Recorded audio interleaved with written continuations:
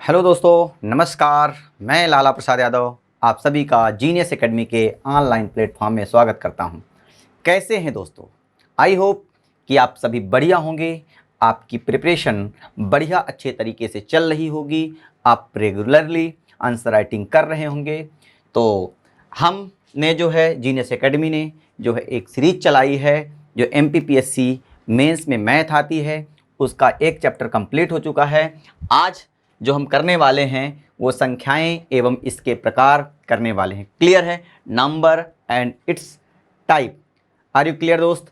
तो मुझे लगता है कि आज हम इस टॉपिक को बड़े अच्छे तरीके से समझेंगे कि इस के कंसेप्ट क्या हैं, कैसे क्वेश्चंस आते हैं, संख्याओं के प्रकार क्या हैं, उनकी डेफिनेशन क्या है, सारी चीज़ें 1 to हम चीज़ों को बड़े अच्छे तरीके से सीखने वाले हैं। तो सबसे पहले हम दोस्तों समझने वाले हैं संख्याएं एवं इसके प्रकार। पहली बात तो संख्या को समझना है कि संख्या क्या है। संख्या के बारे में सभी जानते हैं कि संख्याएं क्या होती हैं, संख्याओं में कितने डिजिट होते हैं, ये सभी पता है। और संख्याओं के प्रकार भी जनरली आपको बहुत सारी जानकारी है, लेकिन फिर भी मैं आपको उसकी बिल्कुल एकदम एग्जैक्ट डेफिनेशन, जैसे कि एग्जाम में आपको लिखना है और क्वेश्चंस वहाँ से कैसे बन सकते हैं, ये सारा जो है मैं आपके सामने डिस्कस करूँगा। क्लियर है? तो संख्याओं के प्रकार की बात करूँ तो मैं थोड़ा सा आपको ओवरव्यू दे देता हूँ। जैसे सम संख्याएं, odd number, even number, natural number, whole numbers, ये सारे क्या है संख्याओं के प्रकार हैं। कॉम्प्लेक्स नंबर, क्लियर, ये सारे क्या हैं संख्याओं के प्रकार हैं। तो चलिए हम इसको समझते हैं, जानते हैं और एक एक करके समझने की कोशिश करते हैं। सबसे पहले संख्याओं की यदि कोई मेन मतलब यूनिट है तो वो क्या है? डिजिट है।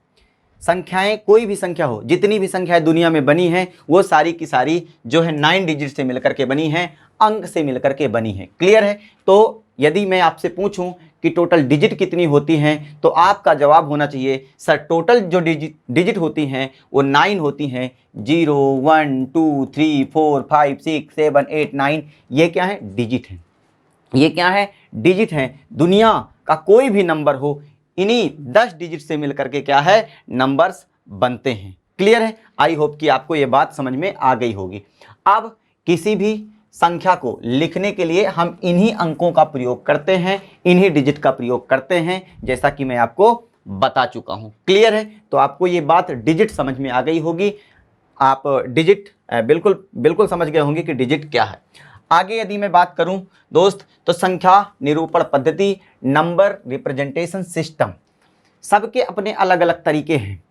मेरा भी एक तरीका है कि मैं कैसे नंबर को रिप्रेजेंट करता हूं, नंबर को लिखता हूं, और जो है वही जो है मैं आपके सामने आज डिस्कस करूंगा। क्लियर है? तो संख्याओं को लिखने और उनके नामकरण के लिए किए जाने वाले नियमों को संख्या पद्धति या नंबर सिस्टम कहते हैं। नंबर सिस्टम क्या है? नंबर को लिखने का एक तरीका है। जिन जिन तरीकों से हम किसी भी नंबर को रिप्रेजेंट करते हैं उन सभी तरीकों को ही हम क्या करते हैं? नंबर सिस्टम कहते हैं या नंबर सिस्टम के अंतर्गत लाते हैं। क्लियर है? तो नंबर सिस्टम क्या है? नंबर सिस्टम या संख्या पद्धति नंबर को रिप्रेजेंट करने की पद्धति है, नंबर को लिखने का तरीका है। जिन जिन तरीकों से हम किसी भी नंबर को लिख सकते हैं उन सभी तरीकों को हम नंबर सिस्टम में पढ़ते हैं। ठीक है? संख्या पद्धति में पढ़ते हैं। अब आगे क्या लिखा है? संख्याओं को लिखने के बहुत सारी पद्धतियां हैं, लेकिन इनमें से कुछ प्रमुख इस प्रकार हैं। जैसे एक दशमलव पद्धति हो गई, द्विआधारी संख्या हो गई जो कि कंप्यूटर में काम करती है, बाइनरी नंबर सिस्टम। क्लियर है? अष्टाधारी पद्धति जिसको ऑक्टल सिस्टम बोलते हैं, ये कुछ फेमस सिस्टम हैं, फेमस पद्धतियां हैं। क्लियर है? लेकिन हमारे एग्जाम में इन पद्धतियों से क्वेश्चंस नहीं बनते हैं। हमारे एग्जाम में केवल और केवल क्वेश्चंस आते हैं तो दशमलव पद्धति यानी डेसिमल सिस्टम से आते हैं। क्लियर है? तो हमें डिटेल में जो पढ़ना है वो डेसिमल सिस्टम को ही पढ़ना है। फिर मैं बता रहा हूँ, नंबर्स को लिखने के तरीके, नंबर को रिप्रेजेंट करने के तरीके ही क्या कहलाते हैं? संख्या पद्धति कहलाती है, नंबर सिस्टम कहलाता है। नंबर्स को रिप्रेजेंट करने के, लिखने के बहुत सारे तरीके हैं, लेकिन कुछ इंपॉर्टेंट तरीके हैं जो यहाँ पे लिखे हैं। जैसे दशमलव पद्धति हो गई, द्विआधारी संख्या पद्धति हो गई जिसको बाइनरी नंबर सिस्टम कहते हैं, अष्टाधारी पद्धति ऑक्टल सिस्टम बोलते हैं। क्लियर है? लेकिन इन दो सिस्टम से हमारे एग्जाम में क्वेश्चंस नहीं बनते हैं। हमारे एग्जाम में जो क्वेश्चंस बनता है दशमलव पद्धति यानी कि डेसिमल सिस्टम आता है। क्लियर है? तो हमें क्या समझना है? हमें डेसिमल सिस्टम के बारे में ही समझना है, डेसिमल सिस्टम के बारे में ही जानना है। ठीक है, तो मुझे लगता है इतनी बात आपको समझ में आ गई होगी। तो पहली बात, आपसे यदि कोई पूछे संख्या पद्धति क्या है, तो संख्या को लिखने, रिप्रेजेंट करने का तरीका, बताने का तरीका ही क्या कहलाता है, संख्या पद्धति कहलाता है। संख्याओं को कितने प्रकार से जो है रिप्रेजेंट किया जा सकता है, तो संख्याओं को कई प्रकार से रिप्रेजेंट किया जा सकता है, लेकिन कुछ फेमस तरीके हैं, कुछ मतलब इंपॉर्टेंट तरीके हैं जिनके द्वारा हम नंबर्स को रिप्रेजेंट कर सकते हैं। क्लियर है? तो ये बात आपको बड़े अच्छे तरीके से दोस्तों क्या हो गई होगी, समझ में आ गई होगी। आगे यदि मैं बात करूं, आगे मैं बात करता हूं भारतीय संख्या पद्धति। भारत की भी एक पद्धति है, इंडियन नंबर सिस्टम है, उसको हम समझेंगे कि क्या होता है। आप सभी को पता है यहाँ पे इकाई, दहाई, सैकड़ा, हजार, 10,000, लाख, 10 लाख, करोड़, 10 करोड़, अरब, 10 अरब, खरब। आगे मैंने लिखा, आगे भी है, नील, 10 नील, पदम, 10 पदम, शंख, 10 शंख, 100 शंख। ये क्या है? इंडियन नंबर सिस्टम है। हम यदि इंडिया में रहते हैं तो इसी हिसाब से हम किसी भी चीज़ को कैलकुलेट करते हैं, गणना करते हैं। क्लियर है? मुझे लगता है ये बात आपको बड़े अच्छे तरीके से समझ में आ गई होगी। फिर मैं बोल रहा हूँ, ये इंडियन सिस्टम है जो आपके सामने लिखी हैं, आपको ये चीज़ें पता होंगी, लेकिन कुछ बेसिक इन्फॉर्मेशन यहाँ पे बॉक्स के अंदर लिखी है, ये बात आपको जरूर याद रखना है। 10 लाख में क्या होते हैं? 1 मिलियन होते हैं। डायरेक्ट क्वेश्चन कभी कभार बन जाते हैं। 10 लाख में 1 मिलियन होते हैं, 1 अरब में 1 बिलियन होते हैं, और 10 खरब में 1 ट्रिलियन होता है। ये आपको पता होना चाहिए। ठीक है? तो ये क्या है? इंडियन सिस्टम है। इंडिया में रहते हैं तो ये सिस्टम के बारे में हमें जानकारी होना चाहिए, क्योंकि हम रेगुलरली इन्हीं चीज़ों को क्या करते हैं, इसी सिस्टम को फॉलो करते हैं, इसी सिस्टम से चीज़ों को कैलकुलेट करते हैं, इसलिए हमें जानकारी होनी चाहिए। अब चूँकि हम यदि इंडिया से बाहर जाएंगे तो वहाँ पे ये सिस्टम चलते नहीं हैं, इंडियन सिस्टम चलता नहीं है, तो वहाँ का एक अलग सिस्टम है जिसको अपन क्या बोलते हैं? इंटरनेशनल सिस्टम बोलते हैं। क्या बोलते हैं? इंटरनेशनल सिस्टम, यानी कि अंतर्राष्ट्रीय संख्या पद्धति। अंतर्राष्ट्रीय संख्या पद्धति, international number system. International number system में क्या होता है? सबसे पहले दोस्तों यूनिट होता है। मतलब 1 डिजिट में है यदि कोई नंबर तो ये यूनिट कहलाएगा। यदि मान लो 2 डिजिट में है तो इसको 10 बोलेंगे। यदि 3 डिजिट में है दोस्तों तो इसको 100 बोल देंगे। क्लियर है? 100 बोल देंगे। यदि 4 डिजिट में है तो उसको 1000 बोल देंगे, 1000। और 5 डिजिट में है तो 10,000 बोल देंगे। 5 डिजिट में है तो क्या बोल देंगे? 10,000 बोल देंगे। अब 10,000 के बाद इंडियन सिस्टम में लाख आता है, लेकिन इसमें 100,000 आ जाएगा, इसमें 100,000 आ जाएगा। इंटरनेशनल सिस्टम में 100,000 आ जाएगा। समझना, 1s, 10s, 100,000, 1000, 10,000। और 10,000 के बाद इंडियन सिस्टम में लाख आता है, लेकिन इसमें क्या आ जाता है? 100,000 आ जाता है। समझ में आ रही कि नहीं आ रही? 100,000 के बाद यहाँ पे लाख आता है, लाख के बाद हमारे इंडियन सिस्टम में क्या आता है? 10 लाख आता है, और इसमें क्या आता है? मिलियन आता है। क्लियर है? मिलियन आता है। मिलियन के बाद 10 मिलियन आएगा, 10 मिलियन के बाद 100 मिलियन आएगा, 100 मिलियन के बाद यदि मैं बात करूं, 100 मिलियन के बाद जो आता है सीधे डायरेक्ट क्या आ जाता है? बिलियन आ जाता है। और बिलियन के बाद 10 बिलियन, 10 बिलियन के बाद 100 बिलियन, और 100 बिलियन के बाद दोस्त क्या आता है? ट्रिलियन आता है। इसी प्रकार 100 ट्रिलियन होगा, 100 ट्रिलियन, 10 ट्रिलियन, 10 ट्रिलियन के बाद 100 ट्रिलियन। बात समझ आ रही है? मुझे लगता है ये बात आपको बड़े अच्छे तरीके से जो है समझ में आ गई होगी। फिर मैं आपको समझाता हूँ, क्योंकि हम लोग पढ़ लिख लेते हैं, लेकिन हमें इंटरनेशनल सिस्टम और नेशनल सिस्टम के बारे में जानकारी अच्छे से होती नहीं है। समझने की कोशिश करना। पहले 1s, फिर 10s, फिर 100, फिर 1000, 1000 के बाद 10,000, और 10,000 के बाद लाख नहीं इंटरनेशनल सिस्टम में, 10,000 के बाद 100,000, और 100,000 के बाद क्या आता है? मिलियन आता है। मिलियन के बाद 10 मिलियन, 10 मिलियन के बाद 100 मिलियन, और 100 मिलियन के बाद क्या आएगा?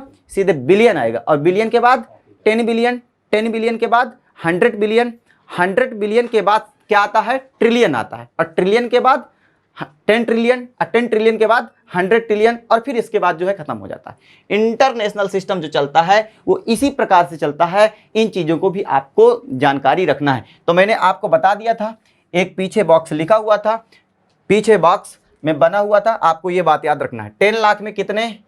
10 लाख जो होता है, 10 लाख ही 1 मिलियन के बराबर होता है। 10 लाख 1 मिलियन के बराबर होता है। 10 लाख 1 मिलियन के बराबर होता है। ये आपको बड़े अच्छे तरीके से याद रखना है। 10 लाख 1 मिलियन के बराबर होता है। 1 अरब जो होता है वो 1 बिलियन होता है, और 10 खरब 1 ट्रिलियन होता है। ये बेसिक सी जानकारी है, ये आपको होनी चाहिए, पीएससी में आए या ना आए, लेकिन यदि आप जो है स्टूडेंट्स हैं या स्टूडेंट्स नहीं कुछ भी हैं तो आपको ये जानकारी क्या होनी चाहिए, बेसिक इंफॉर्मेशन। क्लियर है दोस्तों? चलिए आगे बढ़ते हैं। हमने इंटरनेशनल सिस्टम भी पढ़ लिया। इंटरनेशनल सिस्टम के बाद आता है जातीय मान। जाति मान को भी दोस्तों हम समझेंगे क्या होता है। जाति मान, समझो बात को, मेरी बात को समझना, यहां से क्वेश्चंस बनते हैं। जाति मान को इंग्लिश में बोलते हैं फेस वैल्यू। क्या बोलते हैं? Face value. ठीक है, जाति मान को इंग्लिश में बोलते हैं फेस वैल्यू। ठीक है, जाति मान को हिंदी में क्या बोलते हैं? फेस वैल्यू बोलते हैं। तो आपको क्या करना है, जैसे मान लो मैंने लिख दिया 3545 मैंने लिख दिया और मैंने आपसे पूछ लिया कि 5 का जाति मान बताइए। 5 का क्या बताइए? जाति मान बताइए। तो जाति मान क्या होता है? जाति मान वही नंबर होता है। जैसे 5 का यदि मैं जाति मान पूछूं दोस्त तो आप बताओगे 5 ही होता है। यदि मैं पूछ लूं कि 4 का जाति मान बताइए, 4 का क्या बताइए? जाति मान बताइए, तो आप कहोगे इसका जाति मान सर क्या होगा? 4 ही होगा। मैं बोलूं 3 का जाति मान बताइए तो आप कहोगे सर 3 होता है। फिर देखना है आपको फेस वैल्यू, मतलब 5 का फेस क्या होगा? 5 ही तो होगा। क्लियर है?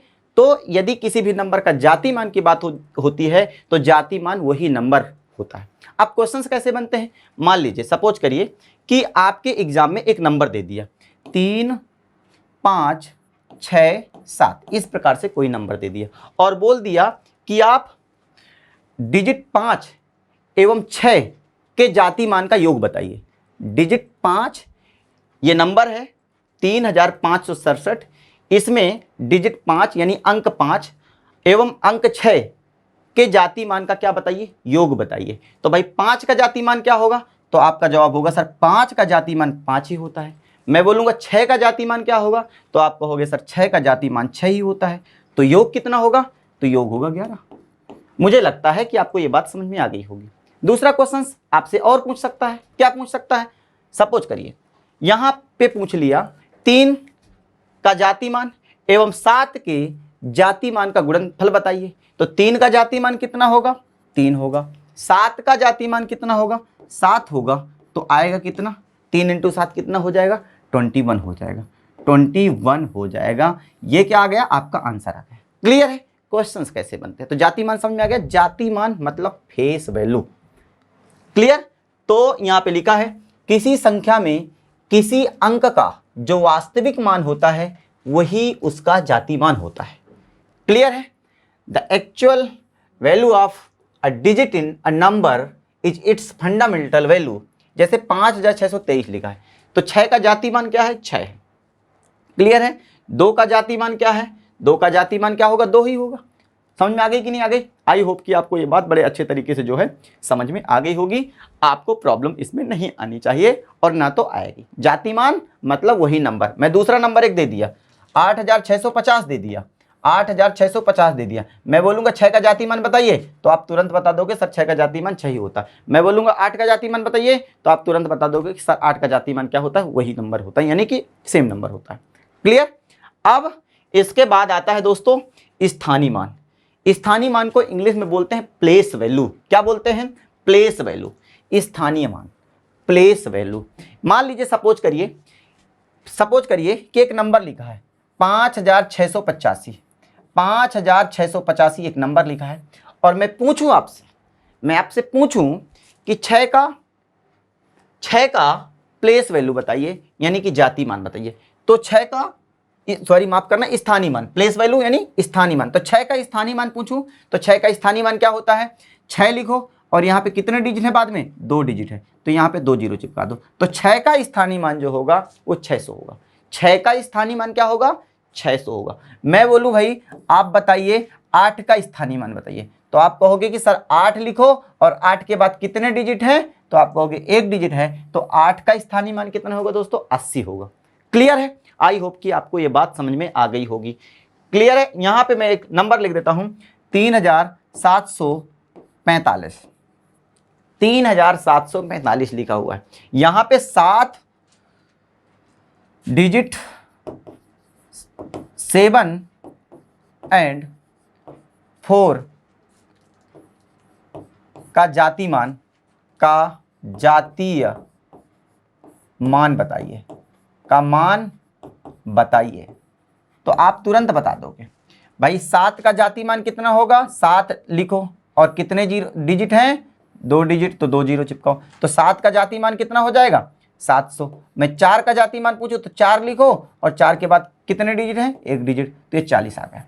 क्लियर है। तो 7 का जातीय स्थानीय मान, मैं बार बार जातीय मान बोल रहा हूं, स्थानीय मान, 7 का स्थानीय मान कितना होगा 700 और 4 का स्थानीय मान जो होगा वो क्या होगा, 40 होगा। क्लियर है। आई होप कि आपको ये बात समझ में आई होगी।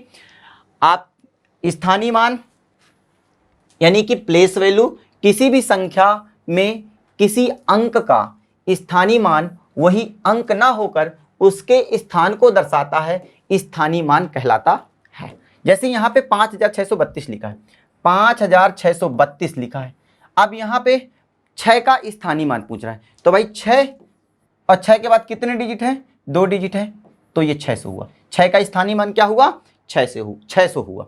अब यदि आपसे पूछ लिया जाए 3 का स्थानीय मान बताइए, तो 3 लिखिए और 3 के बाद 1 डिजिट है, तो यहाँ पे 1 डिजिट लिख दो, मतलब 30 होगा। 3 का स्थानीय मान कितना होगा, 30 होगा। ठीक है, मुझे लगता है आपको ये बात समझ में आ गई होगी। आगे यदि मैं बात करूं 5 का स्थानीय मान बताइए, तो 5 का स्थानीय मान, 5 के बाद कितने डिजिट है, 1 2 3, 3 डिजिट है, तो 3 लगाइए, 3 जीरो लगाइए, 5000 क्या हो गया, इसका स्थानीय मान आ गया। क्लियर है। प्लेस वैल्यू और फेस वैल्यू में डिफरेंस आपको होना चाहिए। क्लियर। तो अब यहां से क्वेश्चंस कैसे बनते हैं, मान लीजिए यहां पे एक नंबर लिख लिया, एक नंबर लिख दिया 7635, संख्या 7635 में अंक 7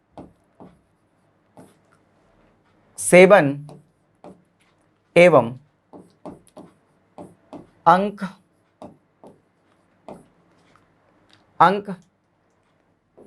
3, 7635 में अंक 7 एवं अंक 3 के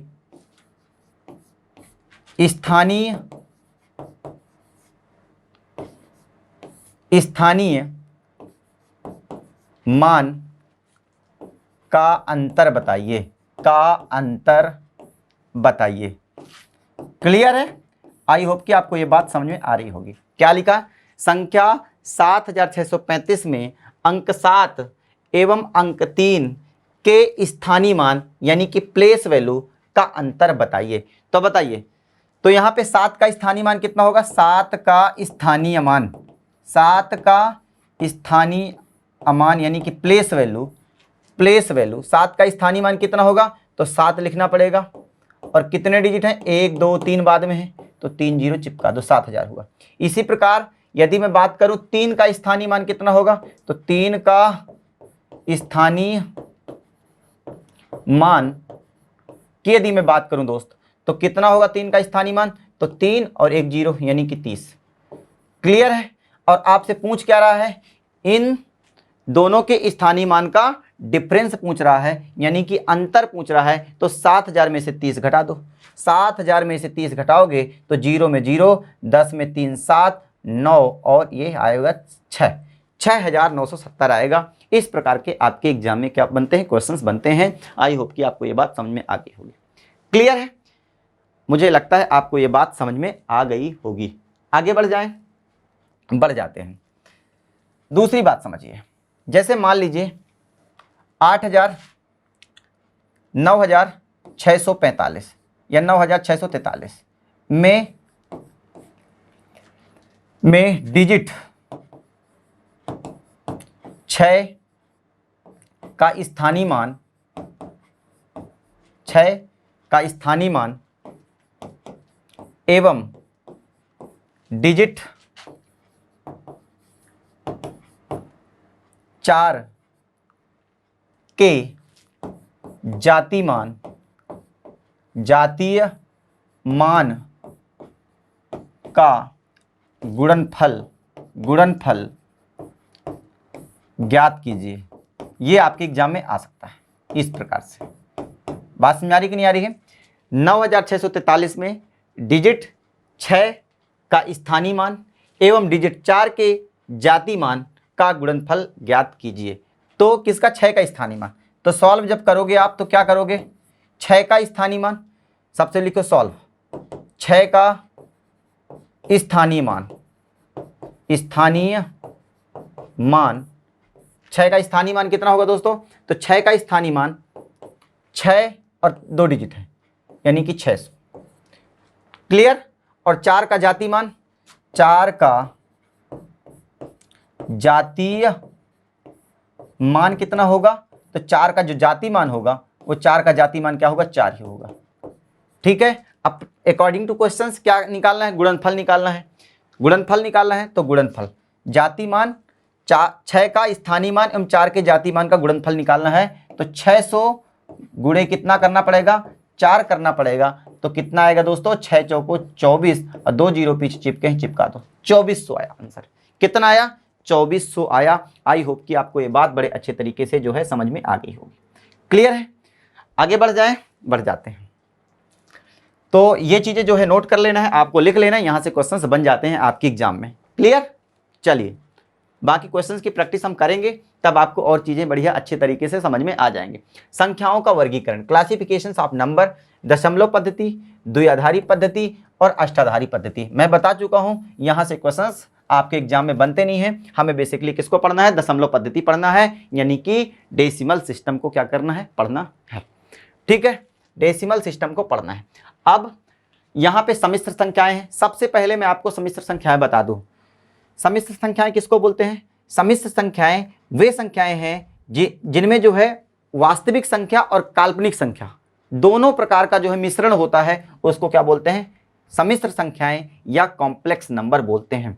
सम्मिश्र संख्याएं क्या है? सम्मिश्र संख्याएं वे संख्याएं हैं जिनमें वास्तविक संख्याएं एवं काल्पनिक संख्याएं, वास्तविक यानी रियल नंबर और इमेजिनरी नंबर एक साथ होती हैं, उनको बोलते हैं सम्मिश्र संख्याएं यानी कि कॉम्प्लेक्स नंबर। और कॉम्प्लेक्स नंबर को हम a+ib से जो है रिप्रेजेंट करते हैं। कॉम्प्लेक्स नंबर यानी कि सम्मिश्र संख्याएं। सम्मिश्र संख्याएं क्या है? सम्मिश्र संख्याओं की डेफिनेशन यदि आए तो आपको लिख देना है, वे संख्याएं जो वास्तविक संख्याएं एवं इमेजिनरी संख्याएं यानी कि काल्पनिक संख्याओं से मिलकर के बनी होती है, उनको क्या बोलते हैं? सम्मिश्र संख्याएं बोलते हैं। या इसको मैं इस प्रकार से भी बोल सकता हूं, वे संख्याएं जो a+ib के रूप में रिप्रेजेंट किए जाते हैं, वे संख्याएं जो a+ib के रूप में रिप्रेजेंट किए जाते हैं, उनको हम क्या बोलते हैं? कॉम्प्लेक्स नंबर या सम्मिश्र संख्याएं कहते हैं। अब सम्मिश्र संख्याओं को मैं क्या बताया? a+ib के रूप में लिखा जाता है, a+ib के रूप में लिखा जाता है, जहां पे a जो है वास्तविक संख्या है। a क्या है? वास्तविक संख्या है।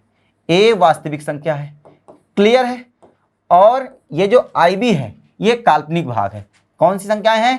काल्पनिक संख्याएं हैं। अब आप कहोगे सर काल्पनिक भी संख्याएं होती हैं क्या? हाँ भाई होती हैं, काल्पनिक संख्याएं भी होती हैं, काल्पनिक संख्याएं भी होती हैं। मैं आपको बताऊंगा। यहां पे ib जो है काल्पनिक संख्या है यानी कि काल्पनिक भाग है। आई यहां पे क्या है? आई यहां पे एक ग्रीक भाषा का जो है लेटर है जिसको हम बोलते हैं आयोटा। क्या बोलते हैं? आयोटा। तो इसकी कोई वैल्यू भी होती होगी? बिल्कुल होती है। आपने आज तक रूट के अंदर -1 कभी नहीं देखा होगा। आज तक आपने रूट के अंदर रियल नंबर में कभी भी -1 नहीं देखा होगा। यदि रूट के अंदर -1 हो जाए, यही है आई, जिसको हम आयोटा बोलते हैं। समझने की दोस्तों कोशिश करना, आप समझना। फिर मैं बोल रहा हूं, सम्मिश्र संख्याएं क्या है? जिनको a+ib के रूप में लिखा जाता है, वो सारी संख्याएं क्या कहलाती हैं? सम्मिश्र संख्याएं कहलाती हैं। जैसे 3+4i, ये भी क्या है? कॉम्प्लेक्स नंबर है यानी कि सम्मिश्र संख्याएं। इसमें 3 जो है वास्तविक पार्ट है यानी कि वास्तविक संख्या है, और जो 4i है वो क्या है? काल्पनिक भाग है, जिसमें आई मतलब आयोटा, ग्रीक भाषा का सब लेटर है आयोटा, जिसकी न्यूमेरिकल वैल्यू जो होती है वो √-1 होती है। कभी आपने अंडर रूट के अंदर -1 नहीं देखा होगा, लेकिन आई की वैल्यू √-1 होती है। अब यदि आई की वैल्यू जो है अंडर रूट -1 है तो आई स्क्वायर की वैल्यू क्या होगी? तो आप कहोगे कि सर आई की वैल्यू अंडर रूट -1, आई की वैल्यू अंडर रूट -1, एक आई की वैल्यू। अब यहाँ पे आई स्क्वायर है, आई स्क्वायर का मतलब आई इंटू आई, तो यहाँ पे भी अंडर रूट -1 होगा। क्लियर है? तो आई स्क्वायर कितना हो गया? Under root -1 into under root -1, तो यहाँ पे जो हो जाएगा अंडर रूट -1 का होल स्क्वायर। क्लियर है? तो ये होल स्क्वायर से स्क्वायर रूट कट जाएगा, तो आई स्क्वायर जो आया वो -1 आया। क्लियर है? आई स्क्वायर की जो वैल्यू आई वो -1 आई। आपके एग्जाम में पूछी नहीं जाएगी, लेकिन फिर भी आपको इसकी जानकारी रखना है। क्लियर है? तो मुझे लगता है आपको कॉम्प्लेक्स नंबर यानी कि सम्मिश्र संख्याएं बड़े अच्छे तरीके से समझ में आ गए। आप कॉम्प्लेक्स यहाँ पे सम्मिश्र संख्याओं को दो भागों में तोड़ा गया। एक भाग दोस्त वास्तविक संख्या और दूसरा भाग जो है काल्पनिक संख्या। एक भाग वास्तविक संख्या, दूसरा यानी कि काल्पनिक संख्या इमेजिनरी नंबर। क्लियर है? हमें पढ़ना क्या है? वास्तविक संख्याओं के बारे में पढ़ना है। वास्तविक संख्या के दो पार्ट हैं, एक तो परिमेय जिनको हम इंग्लिश में रेशनल नंबर बोलते हैं, दूसरा अपरिमेय जिसको इर्रेशनल बोलते हैं। क्लियर है? अब रेशनल क्या है, परिमेय संख्या क्या है? परिमेय संख्या है वे संख्याएं जिनको बटे के रूप में लिखी जाती हैं, जैसे 2/3, 3/4, 4/5, ये सारे के सारे क्या है? परिमेय संख्याएं। मतलब परिमेय संख्या की डेफिनेशन क्या है? परिमेय संख्याएं वे संख्याएं हैं जिनको P/Q के रूप में लिखा जाता है, प्रदर्शित किया जाता है, वे परिमेय संख्याएं कहलाती हैं। P और Q दोनों को पूर्णांक होनी चाहिए, यानी कि इंटीजर्स होना चाहिए, और Q जो हर है वो कभी भी 0 नहीं होना चाहिए। क्या कहलाता है? परिमेय संख्या कहलाती है। यदि मैं इसके इंग्लिश में डेफिनेशन की बात करूं तो rational number is a number that can be express P/Q where P and Q are integers and Q is not equal 0, it is called rational number. Clear? तो परिमेय संख्या आपको समझ में आ गया। जितनी भी बटे की संख्याएं होती, बटे के रूप में लिखी होती हैं, अपॉन के रूप में लिखी होती हैं, वो सभी संख्याओं को हम परिमेय संख्या बोलते हैं। तो वास्तविक संख्या के दो पार्ट, परिमेय और अपरिमेय। अब परिमेय मतलब जिनको P/Q के रूप में लिखा जाता है परिमेय, अपरिमेय जिनको P/Q के रूप में नहीं लिखा जाता। फिर परिमेय संख्या को दो पार्ट में डिवाइड किया गया, एक पूर्णांक, दूसरा दशमलव या भिन्न। अब पूर्णांक क्या है? पूरे अंक। पूरे अंक क्या कहलाते हैं? पूर्णांक। या मैं यूं कहूं कि जो काउंटिंग में यूज होते हैं, जैसे 1 2 3 4 5 6 7 8, ठीक है, 0 -1 -2 -3, वो क्या कहलाते हैं? पूर्णांक संख्या कहलाते हैं। तो मतलब पूर्णांक संख्याओं के बारे में यदि मैं बात करूं तो सारे के सारे पॉजिटिव नंबर, सारे के सारे निगेटिव नंबर विथ साथ में 0 भी इंक्लूड होता है। क्लियर है? वो क्या कहलाता है? पूर्णांक। पूर्णांक में कभी भी डेसिमल वाले नंबर, दशमलव वाले नंबर नहीं आते। जैसे 2.3 पूर्णांक नहीं होगा, ये दशमलव वाला नंबर होगा। जैसे 2/3 है, ये पूर्णांक नहीं होगा। 3/4 है, पूर्णांक नहीं होगा। कंप्लीट नंबर को ही हम क्या बोलते हैं? पूर्णांक संख्या बोलते हैं। तो पूर्णांक संख्या क्या है? Complete number. समझ में आ गई कि नहीं आ गई? जो हम काउंटिंग में यूज करते हैं वो कहलाता है पूर्णांक संख्या। आगे हम डेफिनेशन एक एक करके जानेंगे। अब दशमलव आपको समझ में आ गया। दशमलव क्या है? जो दशमलव वाले संख्या होती हैं, जैसे 0.1 2.3 3.4, ये सारे दशमलव हैं। और भिन्न क्या होता है? फ्रैक्शन वाले नंबर किनको बोलते हैं? जैसे 2/3 है, ये भिन्न है, ये फ्रैक्शन वाले नंबर है। 3/4 है, ये क्या है? फ्रैक्शन वाले नंबर है। क्लियर है? यदि मैं इनको कैलकुलेट करूंगा तो डेसिमल में आ जाएंगे। आई होप कि आपको ये बात जो है बड़े अच्छे तरीके से समझ में आ गई होगी। अब पूर्णांक को दो पार्ट्स में डिवाइड किया गया, एक तो पूर्ण संख्या जिनको हम होल नंबर बोलते हैं, और दूसरा ऋणात्मक पूर्णांक। ठीक है? होल नंबर किसको बोलते हैं? होल नंबर किसको बोलते हैं? 0 1 2 3 4 5 6 7 डैश अनंत तक, यानी कि इन्फिनिटी तक, उनको हम बोलते हैं पूर्ण संख्या। तो पूर्ण संख्या कहां से स्टार्ट होती हैं? 0 से स्टार्ट होती हैं और अनंत तक जाती हैं। पूर्ण मतलब पूरे सारे नंबर क्या कहलाते हैं? पूर्ण संख्या कहलाती है। अब यहां पे ऋणात्मक पूर्णांक आपको पता ही चल गया। ऋणात्मक माइनस के नंबर, जैसे -1 -2 -3 -4 -5 -6 इन्फिनिटी, अनंत, ये क्या कहलाते हैं? ऋणात्मक पूर्णांक कहलाते हैं। अब पूर्ण संख्याओं में दो हैं, एक तो प्राकृत संख्या है और दूसरे शून्य है। अब प्राकृत, नेचुरल। प्राकृत किसको बोलते हैं? भगवान को, ईश्वर को, गॉड को, जो हमें यहाँ इस दुनिया में पहले से ही मिली है। इनको किसी ने नहीं बनाया। जब से दुनिया सृष्टि बनी होगी, ये दुनिया बनी होगी, दुनिया आई होगी, यहाँ पे लोग आए होंगे, तब से इन नंबर के बारे में जानकारी थी, प्राकृत संख्याओं के बारे में। कौन से प्राकृत संख्या? जैसे 1 2 3 4 5 6 7 8 9 10 11 12 13 14 15, ये सारे क्या हैं? प्राकृत संख्या है, क्योंकि ये हमें प्रकृति से मिले, ईश्वर से मिले, गॉड से मिले, इनको हमने नहीं बनाया। लेकिन यहाँ पे शून्य को हमने बनाया, आर्यभट्ट ने बनाया, भारत ने बनाया, इसलिए प्राकृत संख्याओं में नहीं आता, क्योंकि इसको प्रकृति ने नहीं दिया, हमने बनाया है। क्लियर है? तो प्राकृत संख्या समझ में आ गया कि वे संख्या है जिनको प्रकृति ने दिया है, नेचर ने दिया, हमें गॉड से मिली है, वो क्या कहलाती हैं? प्राकृत संख्याएं कहलाती हैं। 1 2 3 4 5 6 7, ये सब क्या है? प्राकृत संख्या। आपके मन में एक सवाल उठ रहा होगा कि भाई यदि ये जीरो को हमने बनाया है तो रावण के 10 सिर थे, तो कैसे लोगों ने काउंट किया होगा? तो भैया जब आप ग्रंथ वगैरह उठा के देखेंगे तो यहाँ पे इस प्रकार से नहीं लिखा रहा होगा, दशम 10 या इस प्रकार से कुछ लिखा रहा होगा पहले, तो ये इस प्रकार से आया रहा होगा। क्लियर है? तो इसको हमने बाद में शून्य का आविष्कार किया है, आर्यभट्ट ने किया है, भारत ने किया है, जीरो दिया भारत ने। क्लियर? आई होप कि आपको ये बात जो है बड़े अच्छे तरीके से जो है समझ में आ गई होगी। ठीक है दोस्तों, आगे मैं बढ़ जाता हूं। अब परिमेय संख्या है, डेफिनेशन मैंने बता दिया है, एक बार आप जल्दी से देख लीजिए, अपनी नजर डाल दीजिए और चीजों को लिख लीजिए। वे सभी संख्याएं जो P/Q के रूप में प्रदर्शित की जाती हैं परिमेय संख्या कहलाती है। ठीक है? जिनको बटे के रूप में लिखी जाती है वो क्या कहलाती है? परिमेय संख्या कहलाती है। जहां P तथा Q पूर्णांक है, मैं पूर्णांक के बारे में भी आपको बता दिया हूं, पूरे अंक, मतलब डेसिमल में नहीं होगा, यानी कि दशमलव में नहीं होगा, भिन्न में नहीं होगा, फ्रैक्शन में नहीं होगा। क्लियर है? पूरे अंक जैसे 2 3 4 5 ये सब पूर्णांक है। ठीक है? तो पूर्णांक P और Q दोनों क्या होना चाहिए? पूर्णांक होना चाहिए। और Q इज नॉट इक्वल 0, अर्थात Q को 0 के बराबर नहीं होना चाहिए। जैसे यहाँ पे 2/3 लिखा है, ये क्या है? परिमेय संख्या है। 3/4 लिखा है, ये क्या है? परिमेय संख्या। मैं बोलूंगा 0 परिमेय संख्या है कि नहीं है? हाँ है। क्यों? क्योंकि सर इसके नीचे 1 लिख सकते हैं। क्लियर है कि नहीं क्लियर? 1 परिमेय संख्या है कि नहीं है? हाँ लिख सकते हैं। क्यों? ये परिमेय संख्या है। क्यों? क्योंकि 1 के नीचे 1 लिखा जा सकता है, ये P/Q के रूप में लिख गया। मैं बोलूँ 3 परिमेय संख्या है कि नहीं है, तो आप कहोगे सर 3 परिमेय संख्या है, क्योंकि इसके नीचे 1 लिखा जा सकता है। मैं बोलूँ 4 परिमेय संख्या है कि नहीं है, आप कहोगे सर है, क्योंकि इसके नीचे 1 लिखा जा सकता है। तो परिमेय संख्या की डेफिनेशन क्या है? परिमेय संख्या वे संख्याएं हैं जिनको P/Q के रूप में लिखा जाता है, और P और Q दोनों क्या होना चाहिए? इंटीजर्स होना चाहिए। जैसे यहाँ पे कहीं पे लिखा है, आप समझो बात को, यदि इंटीजर्स नहीं है P और Q की वैल्यू तो वो परिमेय संख्या नहीं होगा। क्लियर है? और Q को क्या नहीं होना चाहिए? 0 नहीं होना चाहिए। मान लो जैसे सपोज करिए यहाँ पे 2/0 हो गया, समझ लो कि परिमेय संख्या नहीं है। 2/0 परिमेय संख्या नहीं है। ठीक है? नॉट डिफाइन हो गया, इसका मतलब ही नहीं पता क्या है, किसी मैथमेटिशियन ने इसका मतलब बताया ही नहीं।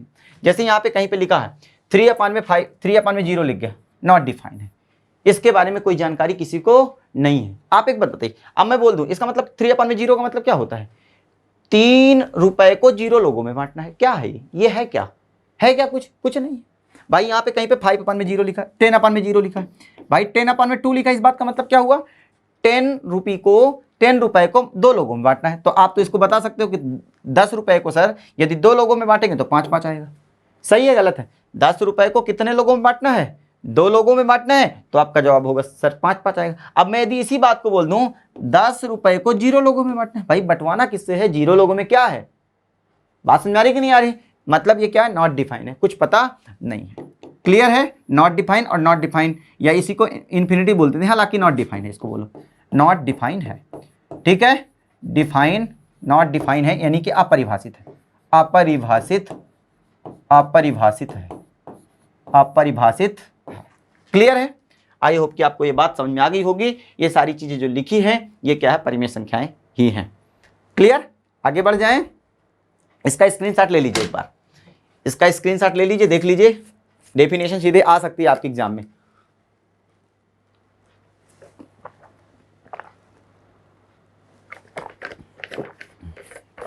चलिए समझ में आ गई बात कि नहीं आ गई? आई होप कि आपको सभी को ये बात समझ में आ गई होगी। आगे बढ़ जाते हैं। अब देखो, सभी प्राकृत संख्याओं को P/Q के रूप में लिखा जा सकता है, जिसमें Q = 1 होता है। जैसे यहाँ पे 2 क्या है? प्राकृत संख्या, इसके नीचे 1 लिखा जा सकता है, मतलब इसको P/Q के रूप में लिखा जा सकता है। यदि P/Q के रूप में लिखा जा सकता है तो ये क्या है, परिमेय संख्या, पहले ही मैंने बता दिया है। तो यहाँ पे वही लिखा है, सभी प्राकृत संख्याओं को p अपान में q के रूप में लिखा जा सकता है। यहाँ पे एक प्राकृत संख्या 3 है, 3 के नीचे 1 लिख सकते हैं कि नहीं लिख सकते, लिख सकते हैं, इसलिए ये भी क्या है, परिमेय है। कहीं पे 100 लिखा है, इसके नीचे भी 1 लिख सकते हैं, इसलिए ये भी क्या है, परिमेय है। तो ये वही आगे लिखा है, सभी शांत दशमलव वाली संख्याओं को p अपान में q के रूप में लिखा जा सकता है, अर्थात सभी शांत दशमलव संख्याएं परिमेय होती हैं। शांत अब क्या है, शांत क्या है, सपोज करिए ये 2 है, 2 को मैं 5 से डिवाइड करूं, 2 को किससे डिवाइड करूं, 5 से डिवाइड करूं। तो 2 को 5 से डिवाइड करूंगा तो 5 भाग ना पहुंचे लब्धे सुन 0 लगेगा, पॉइंट लगेगा, 0 बढ़ेगा, अब 5 चौको 20 आएगा, 20 आएगा और रिमाइंडर कितना आ गया, 0 हो गया। मतलब यदि हम किसी भी नंबर को किसी नंबर से डिवाइड करते हैं और रिमाइंडर कितना आ जाए, 0 आ जाए, तो क्या कहलाता है, शांत कहलाती, शांत हो गई, खत्म। बात समझ आ गई कि नहीं आ गई, मुझे लगता है ये बात समझ में आ गई है। मान लीजिए सपोज करिए एक नंबर 1 है और 1 को मैं किससे डिवाइड करूं, 3 से डिवाइड करूं, तो भाई भाग नहीं जाएगा, तो भाग ना पूछे लब्धे सुन, पॉइंट लगेगा, 0 बढ़ेगा, 3 3 9, फिर 10 में 9 जाएंगे 1, फिर पॉइंट लगाइए, 0 बढ़ाएंगे, 3 3 9, फिर 10 में से 9 घटाएंगे, पॉइंट लगा है, 0 बढ़ाओगे, 3 3 9, तो ये इसी प्रकार से क्या होगा, चलता रहेगा। तो कुल मिलाकर के बात यह है कि जब हम किसी भी नंबर को किसी भी नंबर से डिवाइड करते हैं और कुछ समय बाद उसका रिमाइंडर क्या हो जाए, 0 हो जाए, उनको हम बोलते हैं शांत दशमलव वाली संख्याएं। क्या बोलते हैं, शांत दशमलव वाली संख्याएं। Are you clear everyone? मुझे लगता है सभी दोस्तों को मेरी बात समझ में आ गई होगी। और अशांत क्या है, अशांत जैसे मैंने 1 को डिवाइड किया किससे, 3 से, तो देख रहे हो आप बार बार वही 1 आता जा रहा है, 0.33333 चलता जा रहा है। ये क्या है, अशांत है, कभी शांत नहीं हो रहा है, इसका रिमाइंडर कभी 0 होगा ही नहीं, ये कभी कंप्लीटली डिवाइड नहीं होगा, 1 कभी भी कंप्लीटली 3 से डिवाइड नहीं होगा, इसलिए ये जो 1/3 है ये अशांत दशमलव संख्याएं हैं। क्या है, अशांत दशमलव, मतलब कभी भी शांत ना हो। तो यहां पे इस बात को समझना है, सभी शांत दशमलव संख्याओं को p/q के रूप में लिखा जा सकता है, अर्थात सभी शांत दशमलव संख्याएं परिमेय होती हैं। जैसे यहां पे एक नंबर है 0.2 है, ये शांत है, जब आगे कुछ नहीं जा रहा है, मतलब ये कुछ समय बाद क्या हो गया होगा, शांत हो गया होगा, 0.2 है। अब 0.2 क्या है, शांत है, यदि शांत ना होता तो इस प्रकार से चलता रहता, आगे कुछ 5 6 7 2 3 5 इस प्रकार से चलता रहता, लेकिन यहाँ पे क्या हो गया, एंड हो गया, ये यहाँ पे क्या हो गया, एंड हो गया, मतलब 0.2 है। अब 0.2 क्या है, शांत है, तो अब ये क्या है, एक परिमेय संख्या है, और परिमेय संख्या है तो इसको p/q के रूप में लिख सकते हैं। तो कैसे लिखेंगे, इस चीज को समझना। जैसे मान लो यहाँ पे 0.2 है, तो आप 2 लिखिए और नीचे 1 और पॉइंट के बाद जितने डिजिट हैं उतने 0 लगा दीजिए। 2 कितना आएगा, 10, तो 2 1 जा 2 और 2 5 जा 10, यानी कि इसका जो आंसर होगा 1 क्या आएगा दोस्तों, 5 आएगा। मान लीजिए सपोज करिए 0.3 है, इसको p/q के रूप में लिख सकते, ये परिमेय संख्या है या अपरिमेय है, तो आप कहोगे सर इसके नीचे आप ये क्या है, 0.3 क्लियर है, इसके नीचे 1 लिखा जा सकता है, ये सबको पता है, किसी भी नंबर के नीचे 1 लिखा जा सकता है। ये पॉइंट हटेगा दोस्त, ये पॉइंट हटेगा, यहाँ पे 0 बढ़ेगा, तो यहाँ पे कितना आ गया, 3/10, 3/10 आ गया। p/q को के फॉर्म में 0.3 को p/q के फॉर्म में लिख दिया, मतलब 0.3 क्या है, परिमेय है। ये देखने में तो डेसिमल लग रही है, लेकिन ये है क्या, परिमेय। क्लियर? आई होप कि आपको ये बात जो है समझ में आ गई होगी। क्लियर है? अब जैसे यहाँ पे 1.5 है, 1.5 है, तो 1.5 के नीचे क्या माना जाता है, 1 माना जाता है, लिख लो। अब क्या करना है, ये पॉइंट हटेगा और एक 0 बढ़ेगा, तो यहाँ पे क्या आ गया, 15/10, यानी कि 5 3 15, 5 दूनी 10, 3/2 आ गया, 3/2 आ गया। क्लियर है कि नहीं क्लियर? यहाँ पे ये चीज़ देखिए। आप जैसे 2.35 है, 2.35 है, अब इसको किस में, इसके नीचे 1 तो माना ही जाता है, ये दुनिया को पता है, हर नंबर के नीचे 1 माना जाता है। यहाँ से पॉइंट हटाओ, पॉइंट हट गया, पॉइंट हट गया, पॉइंट के बाद कितने जीरो डिजिट हैं, तो आप कहोगे सर 2 डिजिट है, ये लगाओ। तो यहाँ पे कितना बन गया 235/100, 235/100। 5 से काटो, 5 चौको 20, 5 चौको 20 और 3 बचा, 5 सत्ते 35। 5 से ऊपर वाले को काटा तो 5 से नीचे वाले को भी कैंसिल करेंगे, 5 दूनी 10 और 1 जीरो पीछे चिपका है, चिपका दो। 47/20 आया। समझ में आ रही कि नहीं आ रही? मुझे लगता है सभी दोस्तों को, सभी मित्रों को ये बात समझ में आ रही होगी। तो सभी शांत दशमलव को P/Q के फॉर्म में लिखा जा सकता है, इसलिए सभी शांत दशमलव संख्याएं क्या कहलाती हैं? परिमेय संख्याएं कहलाती हैं। क्या कहलाती हैं? परिमेय संख्याएं कहलाती हैं। ये चीजें जो है आपको नोट कर लेना है। ठीक है दोस्तों, आगे बढ़ जाते हैं, आगे बढ़ते हैं। वे सभी अशांत दशमलव संख्याएं को P/Q के रूप में प्रदर्शित किया जाता है जो दशमलव के बाद खास पैटर्न पर पुनरावृत्ति होती है। वे सभी अशांत दशमलव को P/Q के फॉर्म में लिखा जा सकता है जो एक खास पैटर्न पर रिपीट होते हैं। एक खास पैटर्न पर रिपीट होने लगते हैं, उन सभी अशांत दशमलव को P/Q के रूप में लिख सकते हैं। जैसे मान लीजिए, सपोज करिए दोस्त, मान लीजिए कि 2.35555 इस प्रकार से चल रहा है। तो ये पता चल गया कि इसको ये खास पैटर्न पे चला, 2.3 तक तो चला, इसके बाद ये 5 5 5 5 पकड़ लिया और 5 5 5 5 आता जा रहा है। तो ये पैटर्न को रिपीट कर रहा है। किसको रिपीट कर रहा है? पैटर्न को रिपीट कर रहा है। इसलिए इन संख्याओं को भी P/Q के रूप में लिखा जा सकता है। और यदि P/Q के रूप में लिखा जा सकता है, इस बात का मतलब क्या है? ये भी परिमेय संख्या होगी। क्लियर है? तो यदि मैं इसकी बात करूं तो 2.3 और 5 5 5 5 चलता जा रहा है, तो इसको मैं क्या लिख सकता हूं? 2.35 का बार बार बार बार बार आ रहा है। क्लियर है? 2.35 का बार। तो मैं कहूंगा कि ये क्या है? परिमेय संख्या है। तो परिमेय संख्या है, तो इसको P/Q के रूप में रिप्रेजेंट करिए, प्रदर्शित करिए। तो आपको क्या करना है, मैं आपको सिखाता हूं कैसे करते हैं। जैसे मान लीजिए 2.35 बार को P/Q के रूप में प्रदर्शित कीजिए। में प्रदर्शित कीजिए, प्रदर्शित कीजिए। क्लियर है कि नहीं क्लियर? तो आपको सबसे पहले करना क्या है, चूंकि आप MPPSC की प्रिपरेशन कर रहे हैं, MPPSC मेंस का आंसर राइटिंग कर रहे हैं, इसलिए आपको डिटेल में आना बहुत जरूरी है। वरना मैं शॉर्ट में बताता तो तुरंत आ जाता, लेकिन मुझे वो चीज़ पढ़ानी नहीं है आपको, मुझे तो डिटेल में पढ़ाना है। जैसे मान लीजिए सॉल्व करना है इस क्वेश्चन को, तो आप सॉल्व लिखिए। अब माना x इक्वल टू, आप मान लीजिए माना x इक्वल टू 2.35 बार लिखिए। क्लियर है? इसका नाम दीजिए इक्वेशन फर्स्ट, इसका नाम दीजिए दोस्तों इक्वेशन फर्स्ट। अब आपको क्या करना है? आपको क्या करना है, सबसे पहले दोनों पक्षों में 10 का मल्टीप्लाई करवाइए। दोनों पक्षों में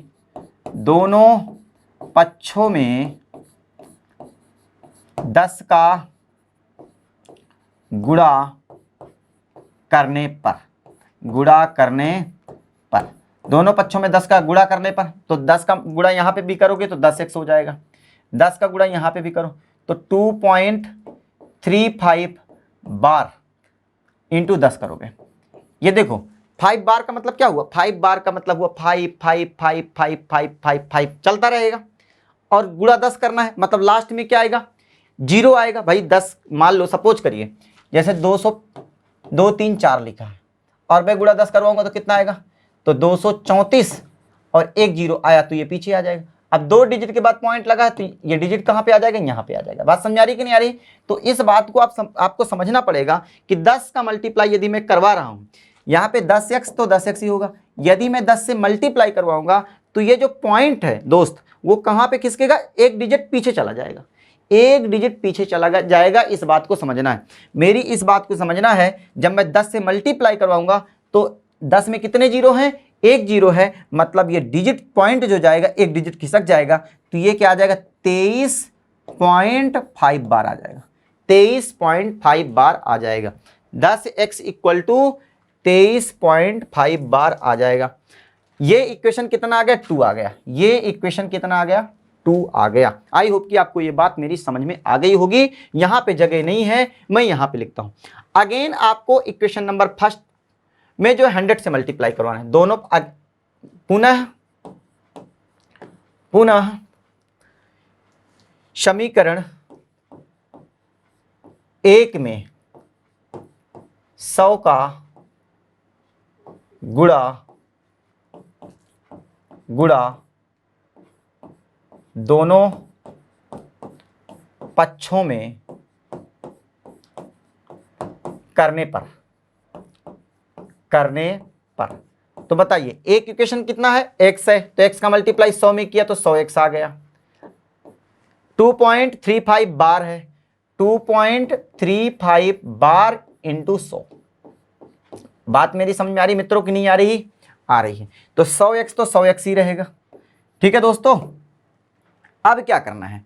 अब आपको क्या करना है, पीछे 100 है मतलब 2 डिजिट है, तो ये जो पॉइंट खिसकेगा 2 डिजिट आगे चला जाएगा, 2 डिजिट पीछे खिसक जाएगा, 2 डिजिट पीछे खिसक जाएगा तो 2 3 5, ये पॉइंट कहां से कहां आ गया? यहां पे आ गया। और ये 5 बार बार चलता रहेगा तो ये बार तो रहेगा ही रहेगा। ये इक्वेशन कितना आ गया? 3 आ गया। आई होप कि आपको ये बात जो है अच्छे से समझ में आई होगी। ये इक्वेशन 3 है। अब इक्वेशन 3 में से इक्वेशन 2 को माइनस कर दो। समीकरण 3 से समीकरण 2 को घटाने पर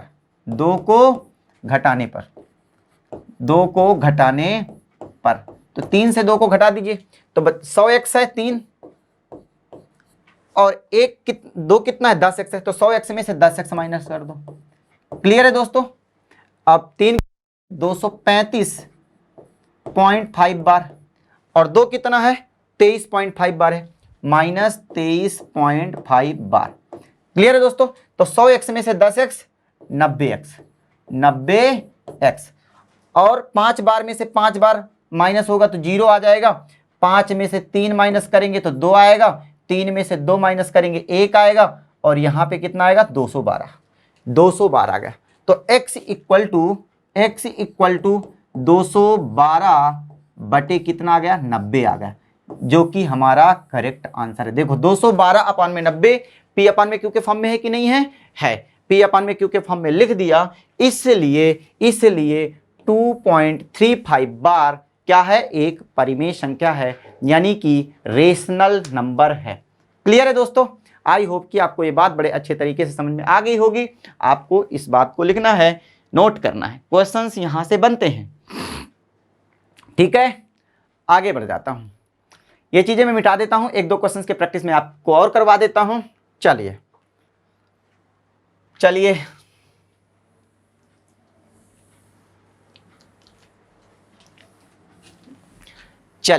जैसे यहां पे एक नंबर लिखा हुआ है 2.333333, मतलब 2.3 का क्या है? बार है। 2.3 का क्या है? बार है। इसको पी अपान में क्यू के रूप में लिखा गया और 21 अपान में 9 आ गया। कैसे आया?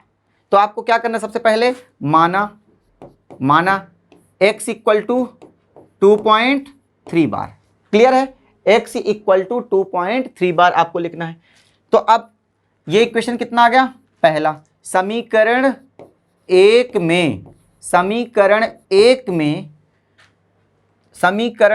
में 10 का गुणा दोनों पक्षों में करने पर तो कर दो मल्टीप्लाई। तो x में 10 का मल्टीप्लाई करेंगे तो 10x आएगा और 2.3 बार में 10 का मल्टीप्लाई करेंगे तो आप कहोगे सर ये तो 10x आ गया और ये 2.3 बार है, मतलब ये पॉइंट कहां खिसकेगा? एक डिजिट पीछे चला जाएगा तो ये 223 आ जाएगा और चूंकि 3 बार है 3 आता ही रहेगा तो ये 3 बार यहां पे आ गया। समझ में आ रही है? ये इक्वेशन कितना आ गया? 2 आ गया। ये इक्वेशन जो आ गया वो 2 आ गया। अब इक्वेशन 2 में से 1 को माइनस कर दो तो समीकरण 2 में से समीकरण 1 को घटाने पर। क्लियर है? तो समीकरण 2 देखो, 2 है 10x, एक कितना है भाई, x है, तो 10x में से x माइनस करो, फिर 23.3 बार है माइनस 2.3 बार है। क्लियर है? तो 10x में से 1x माइनस होगा तो कितना आएगा, 9x आएगा, इक्वल टू 3 बार में से 3 बार 0 और 23 में से 2 माइनस किया तो 21 आया कि नहीं आया, और पॉइंट लगा तो लगा दो, तो x इक्वल टू 21/9 आएगा। x इक्वल टू 21/9, ये 3 से कट भी रहा है, काट दो, 3 3 9 और 3 7 21, यानी कि x बराबर 7/3 आएगा, x बराबर 7/3 आएगा, जो कि हमारा क्या होगा, करेक्ट आंसर होगा। क्लियर है दोस्तों? आई होप कि आपको ये बात बड़े अच्छे तरीके से समझ में आ गई होगी। क्लियर है? आगे बढ़ जाते हैं, यदि आपकी इजाजत हो तो आगे बढ़ जाते हैं। ये बात आप समझ गए कि मतलब हम कैसे P/Q को डेसिमल वाले नंबर को रिप्रेजेंट करते हैं, ये मैंने आपको सिखाया। अब एक पॉइंट है यहाँ पे दोस्तों, वर्गमूल के अंदर वे सभी संख्याएं जो पूर्ण वर्ग के रूप में होती हैं परिमेय संख्याएं कहलाती हैं। जैसे 16 है, √16 है, 16 जो है पूर्ण वर्ग है, किसका है, 4 का है, 4 का पूर्ण वर्ग है ना 16, तो इसको यदि मैं खोलूंगा तो 4 आएगा और 4 के नीचे 1 लिख सकते हैं, इसलिए ये भी परिमेय संख्या है। यहाँ पे वही लिखा है, वर्गमूल के अंदर वे सभी संख्याएं जो पूर्ण वर्ग के रूप में होती है परिमेय संख्याएं कहलाती है। जैसे 25 है, 25 क्या है, पूर्ण वर्ग है, 25 क्या है, पूर्ण वर्ग है। अब 25 का स्क्वायर रूट कितना होता है, 5 और बटे 1, इसलिए इसको भी P/Q के रूप में लिख सकते हैं और P/Q के रूप में लिख सकते हैं। इस बात का मतलब ये परिमेय संख्या है। और कुछ नंबर है, जैसे मान लो ये 23 है, 23 पूर्ण वर्ग नहीं है, क्योंकि ये किसी का वर्ग ही नहीं है, ये किसी भी संख्या का वर्ग नहीं है, इसलिए इसको बाहर नहीं किया जा सकता, इसलिए क्या है, परिमेय संख्या नहीं है, क्या है, अपरिमेय संख्या है। समझ में आ रही कि नहीं आ रही? अब यदि मान लो 4 है, √4 किसका, 4 जो है पूर्ण वर्ग संख्या है, किसका है, 2 का है, इसको खोलोगे तो कितना आएगा, 2 आएगा, और 2 के नीचे 1 लिख सकते हैं, इसलिए क्या है, ये परिमेय संख्या है। क्लियर है दोस्तों? आगे बढ़ जाएं, ये बात आपको समझ में आ गई होगी। अब आगे शून्य परिमेय संख्या है, क्योंकि इसे P/Q के रूप में प्रदर्शित किया जाता है। मैं पहले ही बता चुका हूं कि शून्य को 0/1 लिख सकते हैं, लेकिन 1/0 नहीं लिख सकते, ये गलत है, ये गलत है। 0/1 लिख सकते हैं, लेकिन 1/0 नॉट डिफाइंड है। क्लियर है? तो शून्य इसलिए क्या है, एक परिमेय संख्या है। आगे बढ़ जाते हैं। आगे देखिए, अपरिमेय संख्या देखिए, अपरिमेय संख्या सीधी सी बात है, परिमेय अभी हमने सीखा है जिनको P/Q के रूप में लिखा जा सकता है, तो अपरिमेय जिनको P/Q के रूप में नहीं लिखा जा सकता वो क्या कहलाती हैं, अपरिमेय संख्या कहलाती है। क्लियर? जहां P तथा Q पूर्णांक है, √3 को खोलेंगे तो कितना आएगा, 1.732, इस प्रकार से जो भी है, यदि इसको खोलोगे तो कितना आएगा, अलग आए। इसी प्रकार √11 का डेसिमल में निकालोगे, जब रूट से तोड़ोगे तो अलग आएगा, तो इसलिए इनको P/Q के फॉर्म में नहीं लिख सकते। ठीक है दोस्तों? इसलिए क्या है, इरेशनल नंबर है, यानी कि अपरिमेय संख्याएं हैं। तो अपरिमेय संख्या की डेफिनेशन क्या है, वे संख्याएं जिनको P/Q के रूप में नहीं लिखा जा सकता। Irrational number is a number that can not be expressed P/Q, where P and Q are integers and Q is not equal to 0, it is called irrational number. Clear? I hope कि आपको ये बात बड़े अच्छे तरीके से समझ में आ गई होगी। मैं आगे बढ़ जाता हूं, ज्यादा समय बर्बाद नहीं करेंगे, सीधे जल्दी करेंगे। वे सभी अशांत दशमलव संख्याएं जो दशमलव के बाद खास पैटर्न पर पुनरावृत्ति नहीं होती है, अपरिमेय होती है। मैं आपको पहले ही बता दिया था, वे अशांत दशमलव संख्याएं जो एक खास पैटर्न पर रिपीट होती हैं, खास पैटर्न पकड़ लेती हैं, उन सभी संख्याओं को P/Q के फॉर्म में लिख सकते हैं। लेकिन जो खास मतलब पुनरावृत्ति एक खास पैटर्न पर नहीं होती, वो खत्म भी नहीं होते और कुछ भी नंबर देते जाते हैं, जैसे 2.357 2 8 9 5 4, इस प्रकार से चलता रहे, मतलब इसके पैटर्न का पता नहीं चल पाता, तो मतलब इस प्रकार की संख्याओं को अपन P/Q के फॉर्म में नहीं लिख पाएंगे। अब P/Q के फॉर्म में नहीं लिख पाएंगे मतलब ये क्या हो जाएंगी, इरेशनल हो जाएंगी। तो हमने ये कंक्लूजन निकाला कि अशांत संख्याएं 2 प्रकार की होती हैं, एक खास पैटर्न पर रिपीट होती हैं और एक खास पैटर्न पर रिपीट नहीं होती हैं।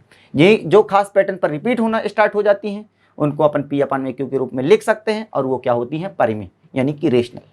जो खास पैटर्न पर रिपीट नहीं होती हैं, कुछ भी आगे चलती रहती दशमलव के बाद, क्लियर है, तो वो क्या होती हैं, उनको पी अपन में क्यू के फॉर्म में नहीं लिख सकते और वो क्या होती हैं, अपरिमेय होती हैं। तो ये चीजें यहाँ पे लिखी है, क्लियर है। पाई एक अपरिमेय संख्या है, पाई भी क्या है, एक अपरिमेय संख्या। इसका अप्रोक्सीमेट वैल्यू होती है 22/7, ये रियल वैल्यू नहीं है, क्लियर है। इसकी रियल वैल्यू इस प्रकार से चलती 3.1415926 आगे नहीं पता कहां तक जाता है, क्लियर है। बात समझ में आ गई कि नहीं आ गई। तो पाई भी क्या है, एक इरेशनल नंबर है। आगे बढ़ जाएं, आई होप कि आपको ये बात जो है समझ में आ गई होगी। चलिए अब वास्तविक संख्याएं, रियल नंबर। दुनिया के सारे नंबर क्या होते हैं, रियल होते हैं। सारे संख्या जितना आप जानते हो, रियल नंबर क्या है, नेचुरल, पूर्ण संख्याएं, मतलब natural number, whole number, integers, सारे के सारे, इवन, ओड, सारे के सारे क्या हैं, रियल नंबर है। जिन भी नंबर्स को आप जानते हो सबके सब क्या हैं, रियल है। तो कुल मिलाकर कहने का मतलब क्या है, दुनिया के सभी नंबर क्या कहलाते हैं, रियल नंबर कहलाते हैं। दुनिया के सारे नंबर क्या हैं, रियल है। देखिए, सभी परिमेय संख्याओं तथा अपरिमेय संख्याओं के सम्मिलित रूप को वास्तविक संख्या कहते हैं। इन्हें आर से निरूपित करते हैं, क्लियर है। 0, 1, 2, 0.03, पाई, √3 आदि सभी के सभी नंबर दुनिया के सब क्या हैं, रियल हैं, क्लियर है। तो रियल नंबर की डेफिनेशन आप समझ गए। सभी परिमेय संख्याओं तथा अपरिमेय संख्याओं के सम्मिलित रूप को वास्तविक संख्या कहते हैं, यानी कि रियल नंबर कहते हैं। रियल नंबर को आर से प्रदर्शित किया जाता है, निरूपित किया जाता है, और ये सारे रियल नंबर आपके सामने लिखे हुए, ठीक है। आगे बढ़ जाते हैं सम्मिश्र संख्याएं। सम्मिश्र संख्याओं के बारे में मैंने पहले से बता दिया था, ज्यादा मुझे जानकारी देने की जरूरत नहीं है। जल्दी से मैं इसको पढ़ देता हूं, आप सुन लीजिए और इस चीज को नोट कर लीजिए। वे संख्याएं जो वास्तविक संख्याएं तथा काल्पनिक संख्याओं से मिलकर बनी होती हैं सम्मिश्र संख्याएं कहलाती हैं, अथवा वे संख्याएं जो a+ib के रूप में प्रदर्शित की जाती हैं, क्लियर है। जहां a वास्तविक भाग तथा ib काल्पनिक यानी कि इमेजिनरी भाग होता है। जहां i को आयोटा पढ़ते हैं, जिसकी वैल्यू √-1 होती है। i² भाई i की वैल्यू √-1, तो i² क्या होता है, i इंटू आई, तो i की वैल्यू √-1 और दूसरे i की वैल्यू √-1, तो ये अंडर से अंडर कट गया, -1 आ गया। क्लियर है कि नहीं क्लियर। आई होप कि आपको ये बात भी बड़े अच्छे तरीके से जो है समझ में आ गई होगी। ये सारी इंफॉर्मेशन मैं पहले ही दे चुका हूं, क्लियर है, इसलिए मैं थोड़ा सा फास्ट चल रहा हूं, ठीक है। आगे बढ़ जाएं, इसको लिख लेना। आगे क्या है, प्राकृत संख्या है। प्राकृत संख्याएं या प्राकृतिक संख्याएं, इन्हीं को नेचुरल नंबर बोलते हैं। इसके बारे में भी मैंने आपको जानकारी दे दिया है। नेचुरल नंबर वे नंबर हैं जो काउंटिंग नंबर होते हैं, जो गणना में यूज होते हैं, जो हमें ईश्वर से मिले हैं, ठीक है। इसको किसी ने बनाया नहीं है, क्या कहलाते हैं, नेचुरल नंबर कहलाते हैं, क्लियर। तो वे सभी संख्याएं जिनका प्रयोग हम गणना करने के लिए करते हैं प्राकृत संख्याएं कहलाती हैं, यानी कि नेचुरल नंबर कहलाती है, हमें नेचर से मिला है। प्राकृत संख्याएं 1 से शुरू होती हैं तथा अनंत तक जाती हैं, अनंत तक होती। 1 से शुरू होकर अनंत तक जाने वाली संख्याएं क्या कहलाती हैं, प्राकृत संख्याएं, यानी कि नेचुरल नंबर कहलाते हैं। इनको हम n द्वारा निरूपित करते हैं, ये आपके सामने लिखा हुआ, और ये है n द्वारा निरूपित करते हैं। 1 2 3 4 5 डैश इन्फिनिटी तक जाने वाली संख्याएं क्या कहलाती हैं, नेचुरल नंबर कहलाती हैं, क्लियर। आगे बढ़ जाए मित्रों, बढ़ जाते हैं। अब आगे है पूर्ण संख्याएं। भाई नेचुरल नंबर 1 2 3 4 5 डैश इन्फिनिटी तक थी, अभी संख्याएं पूर्ण नहीं थी। कमी किसकी थी, 0 की। और जैसे ही नेचुरल नंबर में 0 इंक्लूड हो गया, संख्याएं हो गई कंप्लीट, और हो गया क्या, पूर्ण संख्याएं, क्लियर है।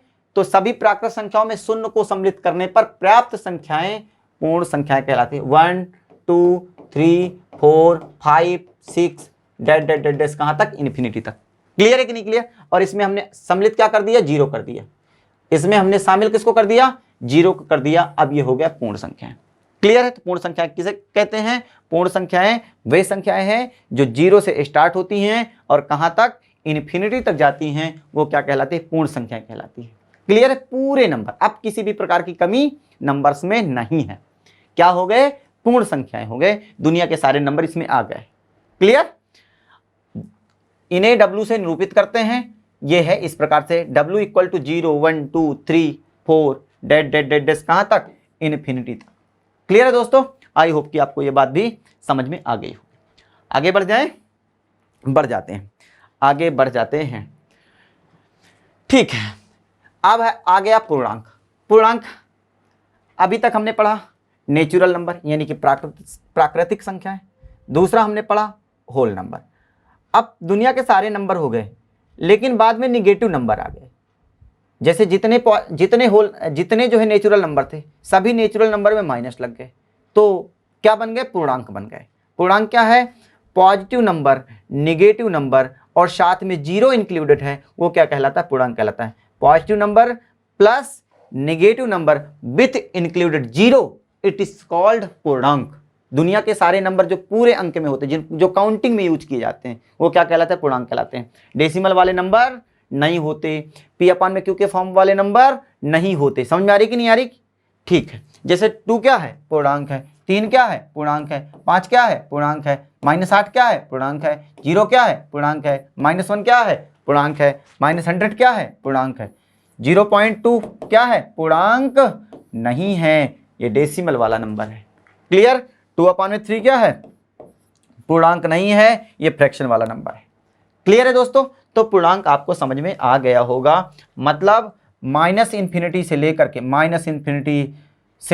-∞ इस प्रकार चलेगा, -5, -4, -3, -2, -1 हो गया। अब -0 थोड़ी होगा, -0 नहीं होगा भाई। 0 is neither positive nor negative. 0 ना तो पॉजिटिव है ना ही निगेटिव। 0, फिर 1, 2, 3, 4, 5 डैश कहाँ तक? प्लस इन्फिनिटी तक। तो इंटीजर्स क्या होते हैं? इंटीजर जो होते हैं -∞ से लेकर के +∞ तक के सारे नंबर क्या कहलाते हैं? इंटीजर्स कहलाते हैं। शून्य, ये बात समझ में आ गई, इन्हें जेड से निरूपित करते हैं। शून्य ना तो धनात्मक है और ना ही ऋणात्मक है। 0 is neither positive nor negative. Clear है दोस्तों? आगे बढ़ जाते हैं।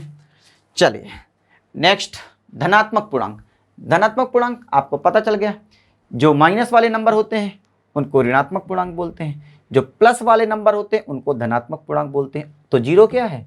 0 ना तो धनात्मक पूर्णांक है और ना ही ऋणात्मक पूर्णांक है। धनात्मक पूर्णांक समझ में आ गया? सभी प्राकृत संख्याओं को धनात्मक पूर्णांक कहते हैं। जितने भी नेचुरल नंबर होते हैं सभी के सभी क्या हैं? धनात्मक पूर्णांक। क्लियर? इन्हें Z+ से निरूपित करते हैं। It is represented by Z+। Plus का 1 प्लस का 2 प्लस का 3 प्लस का 4 डैश प्लस का कहाँ तक? इन्फिनिटी तक। क्लियर है? ये धनात्मक पूर्णांक होते हैं। ये बात आपको समझ में आ गई होगी। आगे करवाएं दोस्तों। चलिए, ऋणात्मक पूर्णांक भी आपको समझ में आ गया। मतलब जो माइनस वाले नंबर होते हैं क्या कहलाते हैं? ऋणात्मक पूर्णांक कहलाते हैं। सभी प्राकृत संख्याओं को ऋणात्मक चिन्ह के साथ लिखने पर ऋणात्मक पूर्णांक प्राप्त होते हैं। इन्हें Z- से निरूपित करते हैं। ठीक है? Z- = -5, -41, -3, -2, -1, ये सारे के सारे क्या हैं? ऋणात्मक पूर्णांक हैं, यानी कि नेगेटिव इंटीजर्स हैं। आगे है गैर ऋणात्मक पूर्णांक। गैर ऋणात्मक पूर्णांक। गैर ऋणात्मक का मतलब क्या हुआ? जिसमें माइनस वाले ऋण वाले संख्याएं नहीं होती हैं।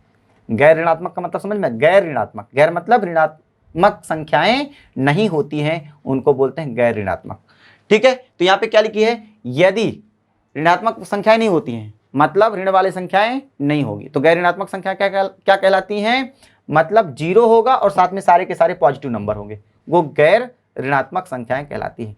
0 के साथ यदि पूरे के पूरे पॉजिटिव नंबर को लिख दिया जाए तो क्या कहलाती हैं? गैर ऋणात्मक संख्याएं कहलाती हैं। जैसे यहाँ पे लिखा है, सभी धनात्मक पूर्णांकों में शून्य को सम्मिलित करने पर, प्राप्त करने पर गैर ऋणात्मक संख्याएं कहलाती। समझ आ गई कि नहीं आ गई? 0, 1, 2, 3, 4, 5, 6, 7, 8, 9, 10 डैश कहाँ तक? इन्फिनिटी तक। ये क्या है? गैर ऋणात्मक संख्या है। अब गैर धनात्मक संख्याएं मतलब वहां पे धनात्मक संख्याएं नहीं होंगी, मतलब 0 होगा और सारे के सारे ऋणात्मक नंबर होंगे, तो गैर धनात्मक हो जाएंगे। गैर धनात्मक मतलब धनात्मक नहीं हैं, जीरो है और सारे के सारे ऋणात्मक संख्याएं हैं, वो क्या कहलाते हैं? गैर धनात्मक। तो यहाँ पे लिखा है, पढ़ना है, सभी ऋणात्मक पूर्णांकों में शून्य को सम्मिलित करने पर गैर धनात्मक पूर्णांक प्राप्त होते हैं। ये बात आपको समझ में आ गई। आगे बढ़ जाएं।